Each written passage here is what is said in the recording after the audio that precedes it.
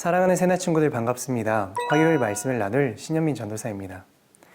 살면서 근심이 없는 사람은 없을 겁니다. 물질, 진로, 관계 등 많은 근심이 우리의 삶을 무겁게 하죠. 그런데 성경에 보면 하나님의 뜻대로 하는 근심이 있다고 합니다. 이 근심은 후회할 것이 없는 근심이라고 합니다. 오늘 주제는 후회 말고 회개입니다.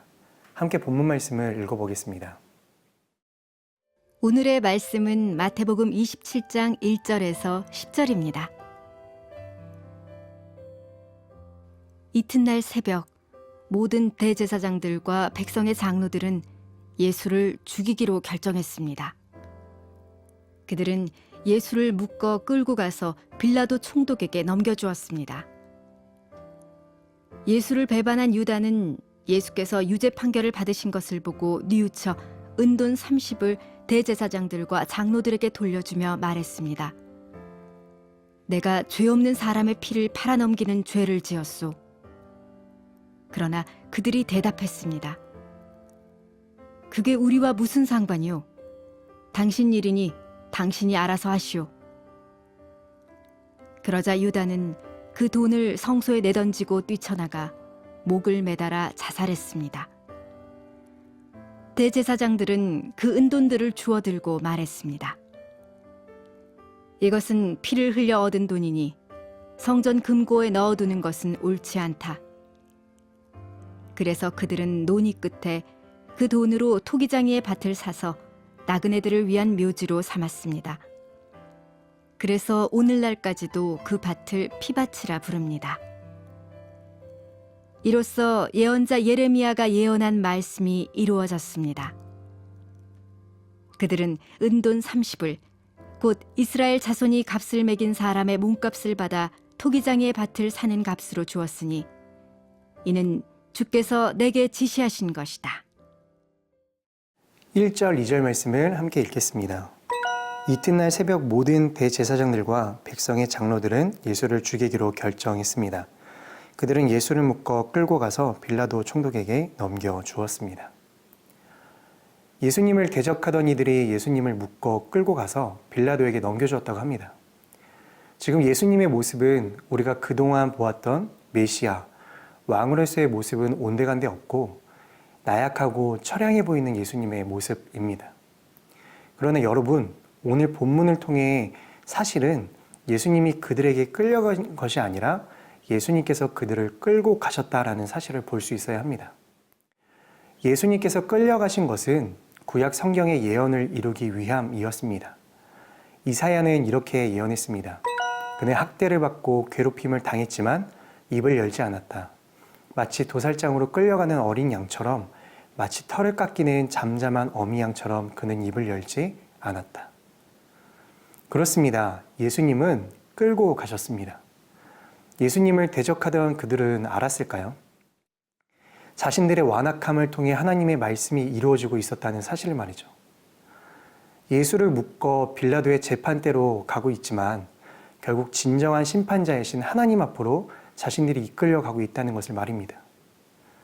사랑하는 여러분, 여기서 우리는 두려움을 가져야 합니다. 예수님의 대적자들처럼 나도 내 욕심과 이익을 채우기 위해 예수님을 이리저리 끌고 다니고 있는 것은 아닌가. 잘못된 믿음, 그릇된 믿음인 것을 알면서도 완고한 마음을 버리지 못하고 심판의 길로 걸어가고 있는 것은 아닌가. 예수님은 대적자들의 손에 자신을 넘겨주신 것처럼 그렇게 보이면서까지 하나님의 말씀을 이루셨습니다. 그리고 그 하나님의 말씀대로 심판의 주로 다시 오실 것입니다. 여러분, 하나님의 뜻대로 이루실 하나님의 역사에 대적자들처럼 내 삶이 악인의 발자취로 남지 않기를 바랍니다. 오늘 여러분의 삶 속에서 끊어내야 할 죄가 있다면 버리십시오. 잘라내십시오. 심판의 길이 아닌 생명의 길을 따라가는 우리 모두가 되기를 소망합니다.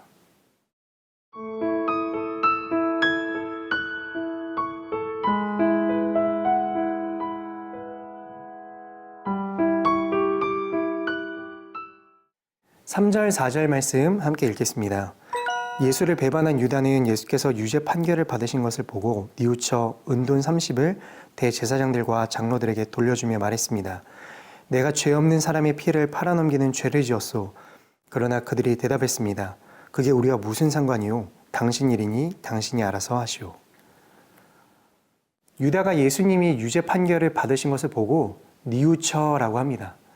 이 표현만 보면 유다가 정말로 회개한 듯 보이지만 사실 그렇지 않습니다. 여기서 뉘우치다는 말은 후회하다라는 의미가 있습니다. 반면 회개하다라는 말은 마음과 삶의 전적인 변화를 의미합니다. 정리하면 회개는 죄로부터 확실한 돌이킴을 의미하는 반면에 유다의 행동은 그저 자신의 잘못에 대한 감정적인 후회일 뿐이었다는 것입니다. 가룟 유다는 자신의 행동을 뉘우치고 후회했지만 자신의 죄를 하나님께 고백하고 용서를 구하는 회개에 이르지 못했습니다. 후회와 회개는 비슷해 보이지만 다릅니다. 후회는 패배의식과 멸망이 남습니다. 그러나 회개는 구원을 얻습니다. 다윗이 우리아의 아내 밧세바와 동침한 후 나단 선지자가 와서 다윗의 죄를 책망했습니다. 그때 다윗은 이렇게 고백합니다. 그러자 다윗이 나단에게 말했습니다. 내가 여호와께 죄를 지었습니다. 나단이 대답했습니다. 여호와께서 왕의 죄를 용서해 주셨으니 왕은 죽지 않을 것입니다. 유다의 후회와 다윗의 회개, 차이를 아시겠죠? 진정한 믿음에는 다윗처럼 참된 회개가 함께합니다. 죄를 범하고 그 죄로 인해 후회하는 것에서 그치는 게 아니라 하나님께 자기 죄를 고백하고 용서를 구하며 마음과 삶의 변화를 가져와야 합니다. 그래야 구원에 이를 수 있습니다. 사랑하는 여러분, 혹시 하나님 앞에 범한 죄가 있습니까? 회개해야 합니다. 감정적인 후회, 죄로 인한 고통스러움에서 그치는 것이 아니라 여러분의 그 죄를 하나님께 고백해야 합니다.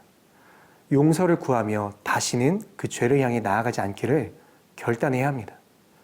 그럴 때 나의 죄가 어떤 것이든 그 죄가 내 삶을 주홍빛같이 물들일지라도 눈처럼 희게 해주실 것입니다.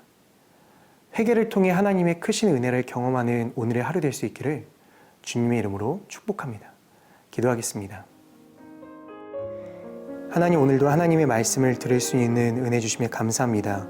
오늘 말씀처럼 하나님 앞에 회개하며 나아갈 수 있는 은혜의 하루가 될 수 있도록 인도해 주세요. 예수님의 이름으로 기도합니다. 아멘.